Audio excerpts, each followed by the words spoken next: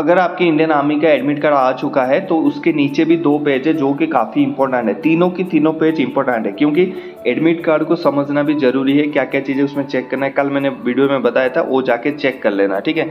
यहाँ पर online exam instruction जानना बहुत ही ज़रूरी है क्योंकि अगर ये चीज़ें आप नहीं जानोगे, कल जाके ऑनलाइन एग्जाम में आपके अच्छे मार्क्स नहीं आएंगे, आपको पता ही नहीं चलेगा मुझे क्या करना चाहिए। तो मैंने सोचा क्यों ना आपको ऐसा एक वीडियो दे के मैं करूं ताकि आपका ये परमानेंट लाइफ में ये चलता रहे वीडियो आपको एक बार देखने से।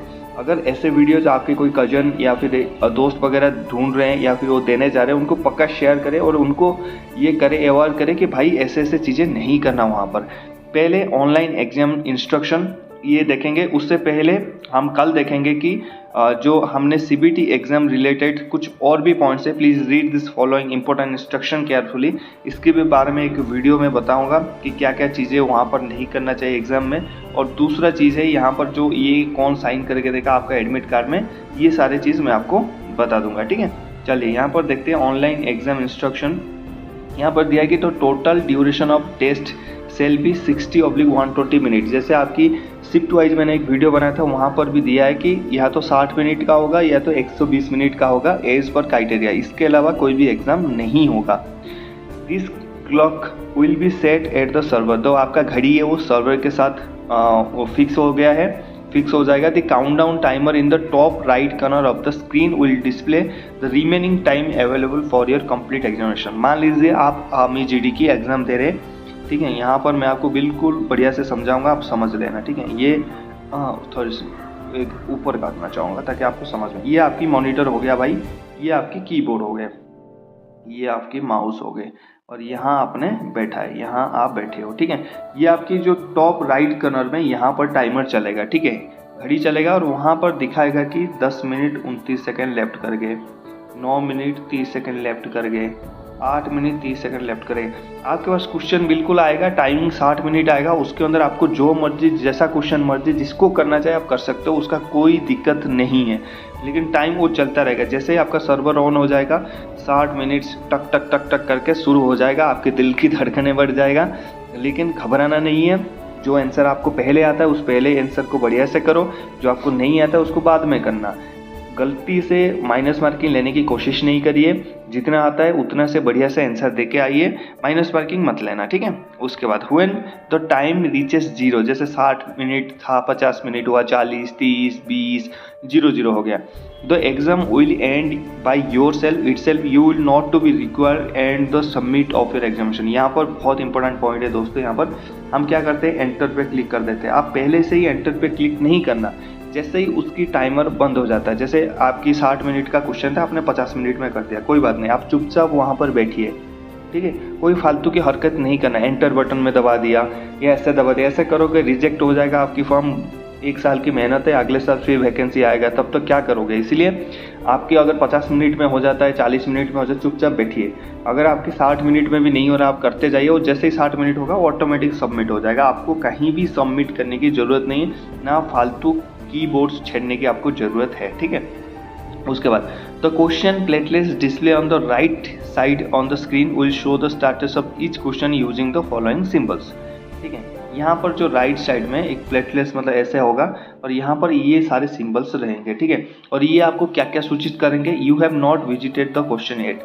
अगर ऐसे दिखाता है ना, 1 करके ऐसे दिखाता है, मतलब मान लीजिए उसमें से 50 क्वेश्चन है, ठीक है। 50 क्वेश्चन में 21 नंबर क्वेश्चन को आपने शो नहीं किया और आप चेक करना चाहते हो कि कौन सी क्वेश्चन है जो मैंने छोड़ा है, तो वहाँ पर अगर ऐसे सिंबल आ रहा है ना, ऐसे करके व्हाइट वाला सिंबल आ रहा है, अगर 21 नंबर और उसमें व्हाइट वाला ऐसे सिंबल आ रहा है, ऐसे ट्राइंगल सा, तो मतलब समझ जाना कि भाई मैंने ये क्वेश्चन अभी तक अटेम्प्ट नहीं किया, मेरे को इसको अटेम्प्ट करने की ज़रूरत है, ठीक है। दूसरी बात, you have not answer the question. मान लीजिए दूसरे में क्या है कि मतलब आपने ऐसा करके आया ना, मतलब you have not answer this question, मतलब आपने उसको अटेम्प्ट तो किया, मतलब वो क्वेश्चन को देखा लेकिन आपने अटेम्प्ट नहीं किया, मतलब क्वेश्चन को ऊपर क्लिक किया फिर आपने उसको अटेम्प्ट नहीं किया, छोड़ दिया, मतलब आपको पता नहीं, इसको छोड़ दिया आपने। उसके बाद 3 नंबर पर you have answer the question, जैसे ग्रीन कलर का, मतलब आपने अटेम्प्ट कर लिया, ऐसे करके आपका आएगा फिगर, मतलब आपने इसको अटेम्प्ट कर लिया, इसको छेड़ने की कोई ज़रूरत नहीं है। वहाँ पर देखिए 4 नंबर पे यहाँ पर अगर ऐसे सिंबल आता है कि you have not answer the question, आपने अभी तक क्वेश्चन का आंसर नहीं किया है but have mark the question for review, आपने ये कर दिया कि चलो ये क्वेश्चन मेरे को आता है, थोड़ा थोड़ा आता है, तो आपने वहाँ क्या करना 4 मतलब ऐसे 4 करके दबा दिया, मतलब ये कि आपने मार्क कर दिया उस क्वेश्चन को कि मैं इसको बाद में रिव्यू करूँगा, रिव्यू करने के बाद आंसर करूँगा, ठीक है। उसके बाद 5 नंबर पे तो क्वेश्चन एस, ठीक है, answer and marked for review will be consideration for evaluation, ठीक है। 5 नंबर क्वेश्चन का कोई मतलब नहीं है, आप ये जो चारों ऑप्शन है ये इंपॉर्टेंट है, खास करके पहला 3 ऑप्शन आपके लिए इंपॉर्टेंट है, फर्स्ट, सेकंड और थर्ड। आपको व्हाइट कलर में अगर जो भी क्वेश्चन दिखता है मतलब आपने अटेम्प्ट नहीं किया, उसको विजिट करना आपको जरूरी है। जो रेड है आपने उसको अटेम्प्ट नहीं किया और ग्रीन है आपको अटेम्प्ट कर लिया, तो ग्रीन को देखने की ज़रूरत नहीं है, 1 और 2 को देखने की आपको ज़रूरत है बाद में, ठीक है। उसके बाद चलते हैं यहाँ पर, the marked for review status on the question simply indicate that you would like to look the question again. If your question is answered and marked for review, your answer for that question will be consideration for the evaluation. इसका कोई मतलब जैसे review करने के लिए आप छोड़ते हो वहाँ पर answered and mark for review, answer भी कर देते हो और रिव्यू करने के लिए भी छोड़ देते हो, अगर उसके बाद ये सही होता है तो आपको इसकी इवैल्यूएशन मतलब मिलेगा, कंसिडर किया जाएगा, आपको मार्क मिल जाएगा, ठीक है। चलो, navigation to a question, to answer a question do the followings, ठीक है। जैसे click on the question number in the question palette to go to that question directly, अगर वहाँ पर क्वेश्चन प्लेटलिस्ट यहाँ पर आपके जैसे राइट साइड में है, वहाँ पर दिखा रहा होगा 1 2 3 4 5 6, वहाँ पर अगर आप 21 को क्लिक कर दोगे तो 21 नंबर पे आप चले जाओगे, सीधा रिडायरेक्ट हो जाओगे, 21 क्वेश्चन पे आप चले जाओगे, ठीक है। उसके बाद click on save and next to save your answer for your current question and go to the next question, ठीक है। नीचे आपका सेव एंड जो आपके राइट साइड कॉर्नर में, जैसे आपने मान लीजिए यहाँ पर एक क्वेश्चन था, Ram is days a boy, good boy, bad boy, 3 में सेम बॉय, 4 में अदर बॉय, तो यहाँ पर गुड बॉय उसका जैसे मान लीजिए आंसर है, तो 2 पे क्लिक कर लिया, ऐसे क्लिक कर दिया आपने, करने के बाद इसको सेव भी करना है, ये नहीं कि क्लिक करके नेक्स्ट कर गए तो ये सेव नहीं होगा, फिर तो आप उसकी मार्क्स नहीं मिलेगा। जैसे आपने इसको क्लिक किया, फिर सेव किया, उसको सेव करने के बाद फिर आगे बढ़े तो दूसरा में चला गया, वो क्वेश्चन आपकी सेव हो गया, ठीक है। उसके बाद तीसरे number click on the mark for review and next to mark it for review for the correct question and then go to the next question, ठीक है। यहाँ पर बोला click on the mark to the for review and next, अगर आप कोई question का review करना चाहते हैं, ठीक है, बाद में, तो यहाँ पर एक ऑप्शन ऊपर होगा, उस क्वेश्चन में ऐसे क्लिक कर देना, ये है, देखिए, you have not answer the question but marked for question, उस क्वेश्चन के ऊपर ऐसा कलर का मार्क कर दिया, तो आपने बहुत सारे ऑप्शंस आएंगे तो मार्क कर दिया, मतलब आपने उस क्वेश्चन का आंसर तो नहीं किया लेकिन मार्क करके रखा कि बाद में इसको रिव्यू करके मैं आंसर दूंगा, ठीक है। यहाँ पर एक क्वेश्चन दिया है कि note for that your answer of the current question will be not saved if you navigate to other question directly without saving the answer by clicking on its question number. समझ में आया? जो point मैंने ऊपर बताया exactly वही बोल रहा है। अगर आपने कोई क्वेश्चन का आंसर किया है, इसको सेव नहीं किया और आगे बढ़ गए श्रीमान जी, तो वहाँ पर सेव नहीं हो, उसकी मार्क चाहे आपकी सही होगा, वहाँ पर आपको मार्क नहीं मिलेगा, यह ध्यान रखना है। इसलिए जब भी क्वेश्चन आप करते हो वहाँ पर सेव करिए और आगे बढ़िए, ठीक है, समझ गए? चलो आगे बढ़ते हैं। आंसर है क्वेश्चन यहाँ पर दिया है कि procedure of answering a multiple choice type question. Multiple choice type question को कैसे आपने यहाँ पर आंसर करना है। To select your answer click on the button of the one option, मतलब एक क्वेश्चन नीचे 4 ऑप्शन, कोई भी एक ऑप्शन जो आपको सही लगता है उसको क्लिक करिए, ठीक है। वहाँ पर click on the button of the options. To deselect your chosen answer click on the button of the chosen option again and click on the clear response button. जैसे मान लीजिए यहाँ पर 4 ऑप्शन थे और आपने इसको क्लिक किया था, यहाँ पर ध्यान से समझना जो पॉइंट मैं बता रहा हूँ।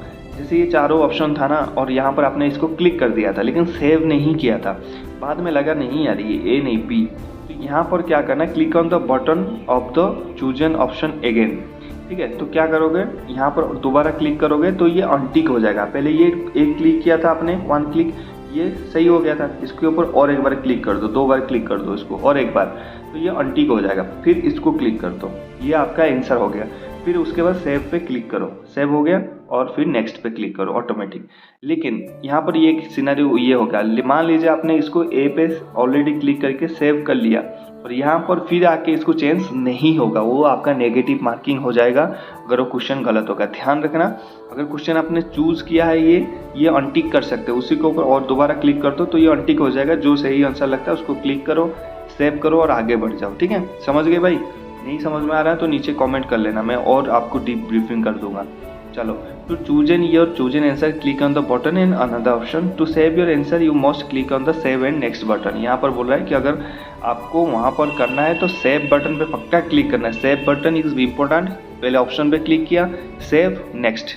ठीक है, तो टू द लास्ट पे बोला है to mark the question for review click on the marks for review and next button. If answer is selected for a question that is marked for a review the answer will be consideration in the evaluation. इसका मतलब आपको समझ रहे, बहुत important बात है इसने बता दिया।